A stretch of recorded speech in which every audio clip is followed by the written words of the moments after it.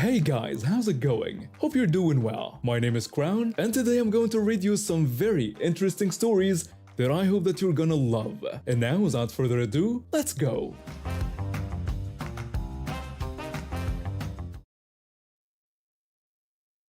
Back in 1968, I was 23 and had just bought my first house in a quiet neighborhood outside of town. I worked at the local factory during the week, but weekends were for fixing up my property. The yard was a mess when I moved in, overgrown grass, fallen branches everywhere, and flower beds that looked like they hadn't been touched in years. What made me different from most folks my age was my German Shepherd. I'd gotten her as a puppy 2 years earlier and spent countless hours training her. She knew basic commands like sit and stay, but I'd also taught her protection commands. My father had been in the military and always said a well-trained dog was better than any security system. People in the neighborhood knew about my dog's training, and honestly, I was proud of it. The neighborhood kids would sometimes help me with the yard work for a few dollars. There was this one boy who lived 3 streets over, a 15-year-old who was always polite and worked harder than most adults I knew. His family didn't have much money, so I tried to give him work whenever I could. On this Saturday morning, he showed up right on time like always. We spent about 4 hours raking leaves and clearing brush. The kid never complained, even when we had to move some heavy branches that had fallen during the last storm. When we finished, I invited him inside for something to eat and drink. He thanked me politely and said that sounded really good.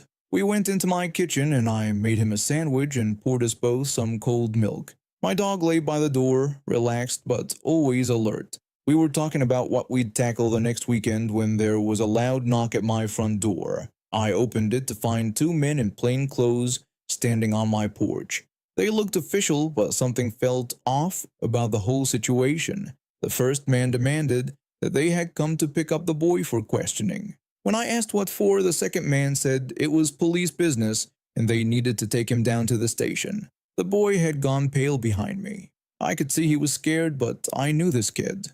He was one of the most honest teenagers I'd ever met. I asked to see their badges and a warrant. The first man told me they didn't need a warrant and ordered me to step aside. I refused, telling them I wouldn't let them take any kid anywhere without proper paperwork.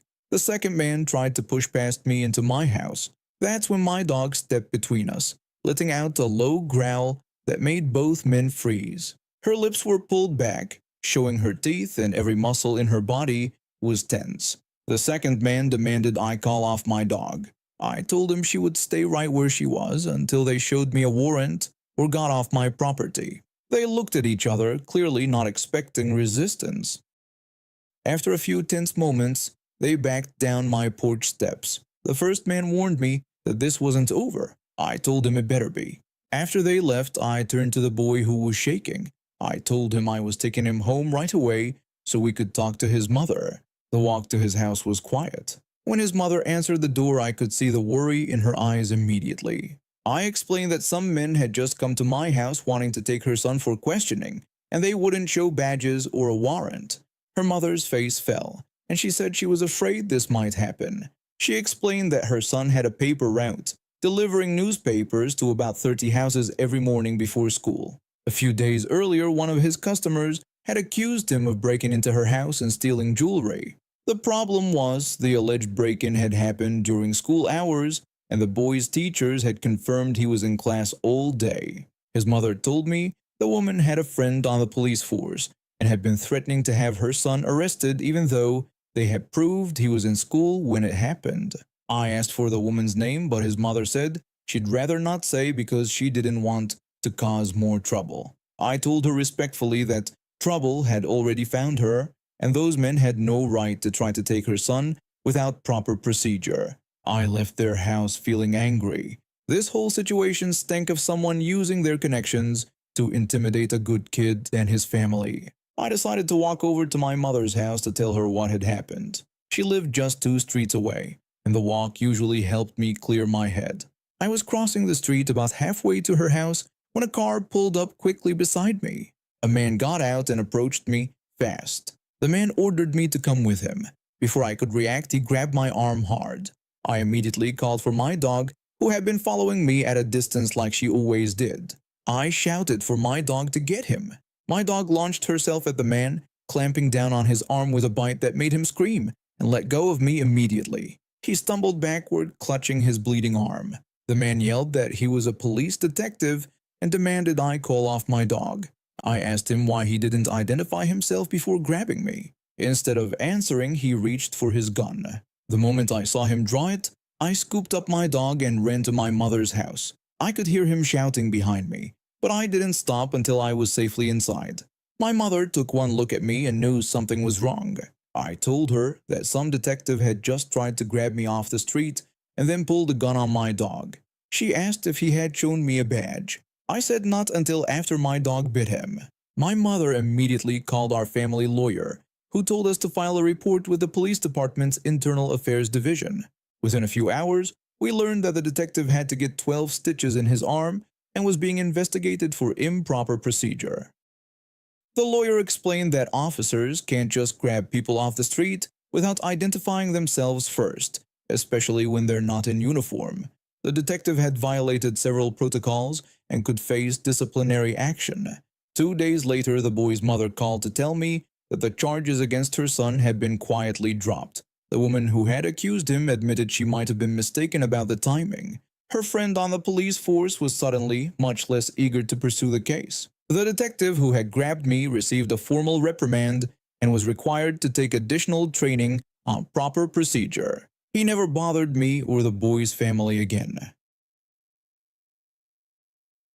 My mom and I keep to ourselves most of the time. We live in a decent neighborhood where nothing too crazy usually happens. My mom works 2 jobs to support us since my dad passed away 3 years ago, and she avoids confrontation. She's from the northern part of our country, so she has this thick accent that some people around here don't like, but she's lived here for over 20 years now. The whole mess started because we were helping out my cousin.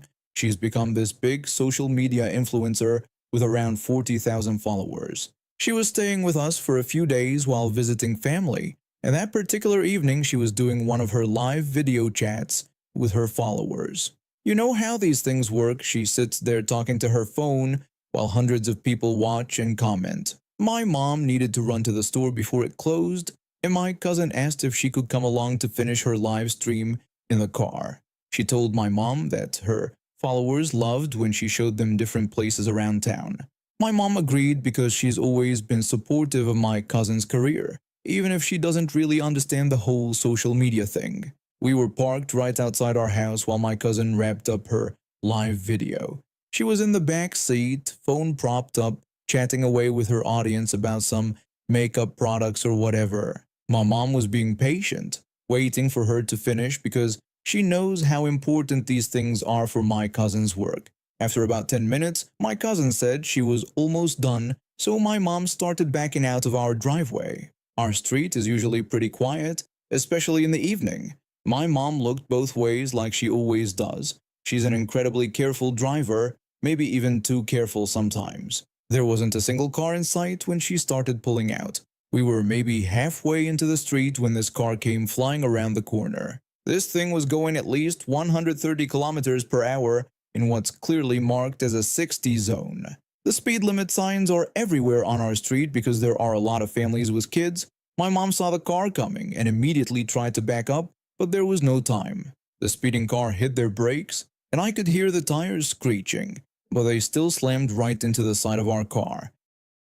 The impact wasn't huge because they did slow down some, but it was enough to leave a nasty dent in our door and shake us all up pretty good. My cousin was still holding her phone, and I could see her followers in the chat asking if everyone was okay. She quickly told them she had to go and ended the stream. The other driver got out of her car, and right away I could tell something was off.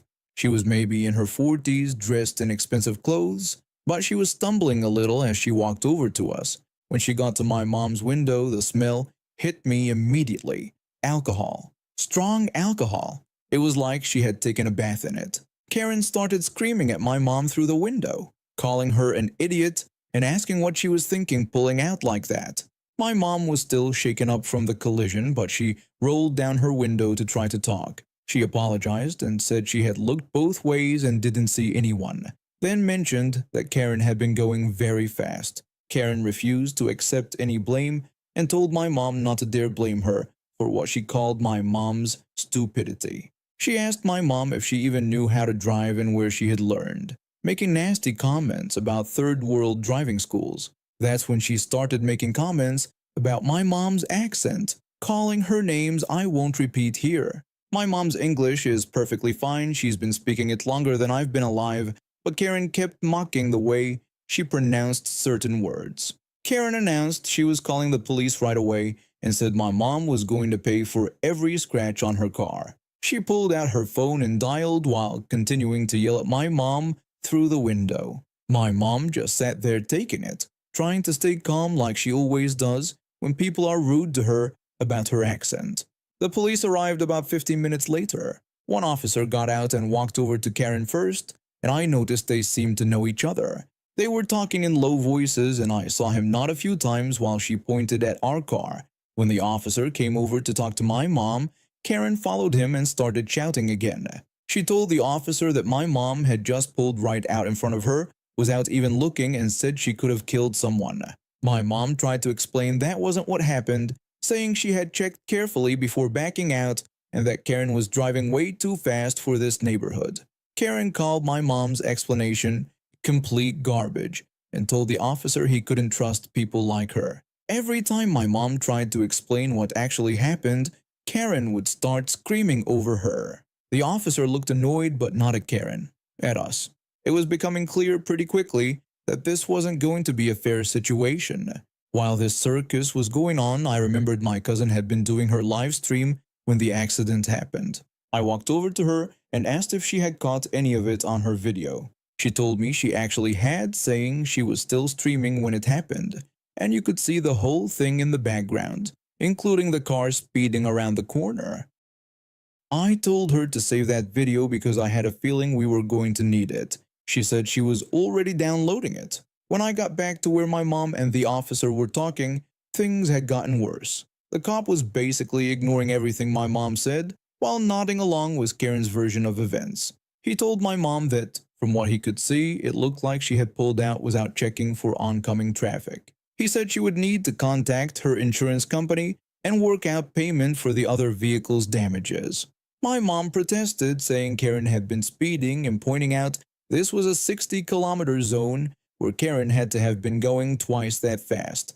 The officer said he didn't witness the accident himself and there was no evidence of speeding. He claimed it appeared my mom had failed to yield the right-of-way. My mom was getting upset now, which almost never happens. She's usually so patient with people, even when they're being unfair. She said this wasn't right and that she wanted to file a complaint, telling him he wasn't even listening to what she was saying. The officer told her she was free to do that, but instead of giving her information about how to file a complaint, he just walked back to his car and drove away. Karen stood there with this smug look on her face. Karen told my mom that maybe next time she'd think twice before pulling out in front of people who could actually afford their cars. Then she did something I had never seen before. She actually spit at my mom through the car window. Spit, like some kind of animal. She told my mom that she had no idea who she was dealing with and that her husband had connections in this town. She got back in her expensive car and drove off, leaving us sitting there with a damaged vehicle and no help from the police. My mom was quiet on the drive home, but I could tell she was furious. She's not the type to just let something like this go, especially when someone treats her badly because of where she's from. She told me we weren't letting this slide and that she was going to sue Karen. I asked if she thought the video my cousin got would help, and she said we were about to find out. My mom found a lawyer who takes cases like this and explained the whole situation. The lawyer was interested, especially when we showed him the video my cousin had saved. You could clearly see Karen's car flying around the corner way too fast and hitting us, while my mom was backing out slowly and carefully. Karen must have thought she had gotten away with it because she actually filed her own lawsuit against us first. She claimed we had caused thousands in damages to her car, that we didn't have proper insurance, and that the whole thing had caused her emotional trauma. The nerve of this woman was unbelievable. The court date was on a school day, so I couldn't go. But my mom told me everything that happened when she got home. My mom's lawyer presented the video evidence first. It clearly showed Karen speeding and hitting us, not the other way around. Karen's lawyer tried to argue that the video angle was misleading and that my mom should have been more careful regardless. But then Karen decided to speak up for herself, and that's when everything fell apart for her. My mom said Karen started getting agitated when the judge was asking her questions about the accident. Karen suddenly blurted out, asking what the hell everyone expected her to do and saying, "You can't ask a drunk person to do more than that." She accused us of just being jerks because we didn't have insurance. According to my mom, the courtroom went completely silent. Karen's lawyer looked like he wanted to disappear into the floor. The judge just stared at her with his mouth open. The judge asked Karen to clarify if she was saying she had been intoxicated at the time of the accident. Karen confirmed that yes, she had just come from her husband's company party. The judge said he didn't think he needed to hear anything else. That was it. Game over. Karen had just admitted to driving drunk and causing an accident in front of a judge while trying to sue us for damages. It turns out Karen's husband is some football player, and they had been at a team party that night. She had been drinking heavily and decided to drive herself home instead of getting a ride. When she hit our car, she was completely wasted but thought she could intimidate us into taking the blame. We won everything. The judge awarded us money for our car repairs, additional damages for the harassment and racist comments, and even more for the trauma of dealing with the whole situation. Karen got hit with charges for drunk driving, reckless endangerment, and a bunch of other things. She ended up with jail time and probation. My mom's lawyer did some digging and found out that the police officer who responded to our call was actually friends with Karen's husband. They had planned the whole thing. Karen would cause an accident while drunk, and her cop friend would show up and blame the other driver. The lawyer found evidence that they had done this before to other families in our area. The police department launched an internal investigation, and that crooked cop ended up losing his job and facing criminal charges too. Several other cases got reopened where he had obviously lied in his reports to protect his friends. My mom used some of the settlement money to take a vacation for the first time in years. My cousin's video probably saved us thousands in legal fees and proved that sometimes social media can actually be useful for something important. I was 17 when I met him. Just a regular high school student dealing with epilepsy that had already held me back once in 9th grade. My memory was terrible because of my medical condition, so I wrote everything down in notebooks. I was this tiny thing back then, 5'2" and 120 pounds, living in a small town where everyone knew everyone. He was 22, claimed to be a former Marine, good-looking, smart, funny, everything a 17-year-old girl thought she wanted. We talked for weeks before our first real date, and those dates were amazing. He made me feel special, like I was the most important person in the world. In May, he introduced me to his 3-year-old daughter on her birthday. She was absolutely precious. That same day, I met his mother for the first time. Let's call her Karen.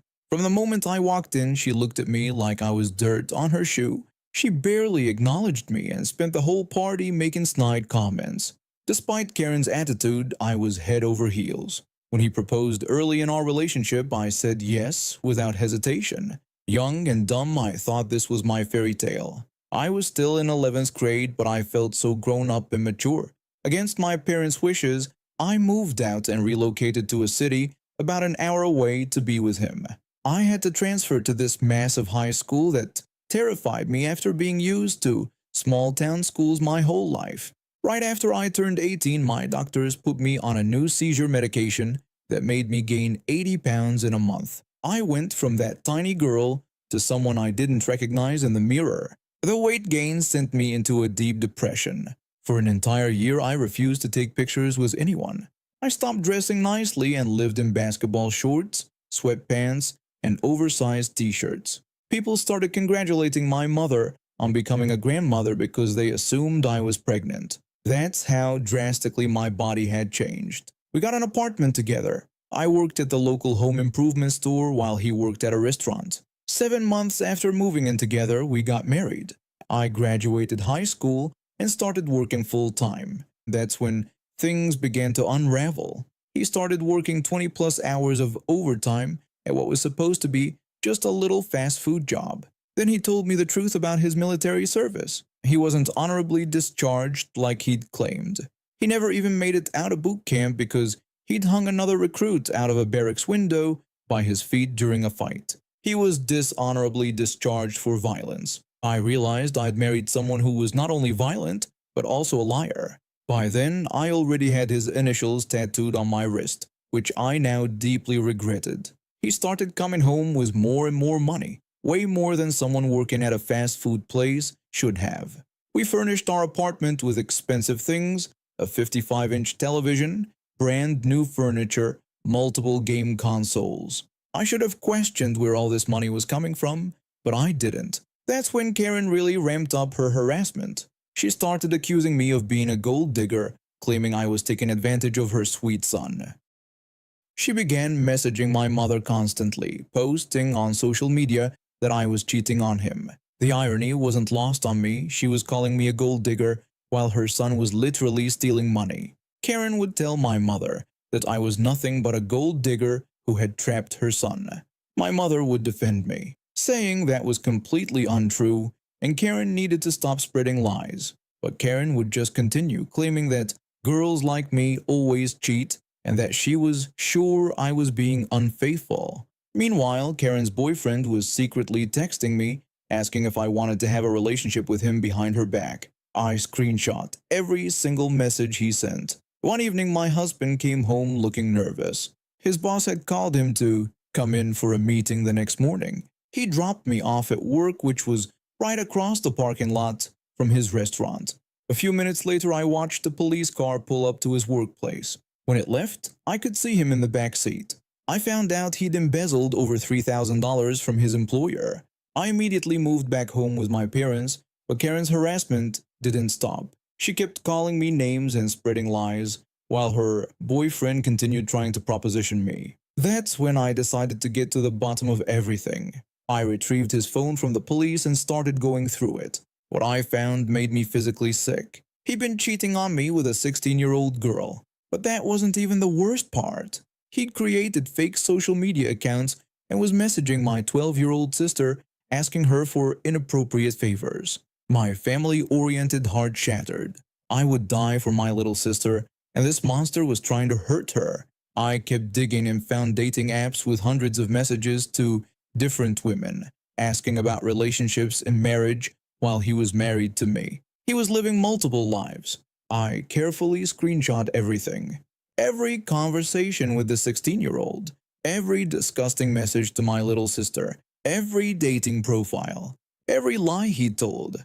I organized it all methodically. First, I sent some screenshots to my mother so she'd understand what kind of person he really was. Then I sent everything to Karen, screenshots of her boyfriend's inappropriate messages to me, evidence of her son's relationship with the 16-year-old, and most importantly, proof that he'd been targeting my 12-year-old sister. I arranged to meet Karen in person to show her everything. When she arrived and I handed her the printed screenshots, her face went through the most satisfying transformation I've ever witnessed. First confusion, then shock, then complete disgust and disappointment. Karen looked at the messages and said she didn't understand what she was seeing. I explained that her sweet son had been messaging my little sister, who was only 12 years old. Karen's face went pale and she kept saying she was sorry, apologizing over and over for everything she had said about me.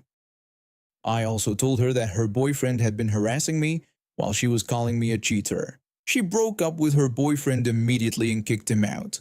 He ended up homeless on the streets, far from his home state. But I wasn't done.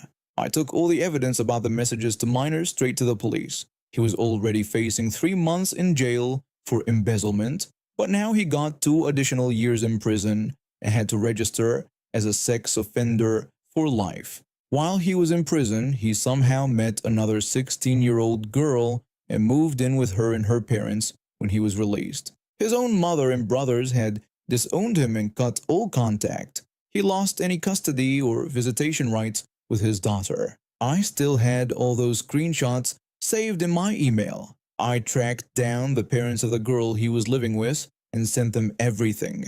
I wrote them an email explaining that I felt they should know about the person living in their home, and I attached screenshots of conversations he had with minors, including my 12-year-old sister. They kicked him out immediately. Karen's boyfriend ended up just as homeless and lost everything when she discovered his true character. And now we have reached the end of today's stories. Thank you for watching, and see you next time.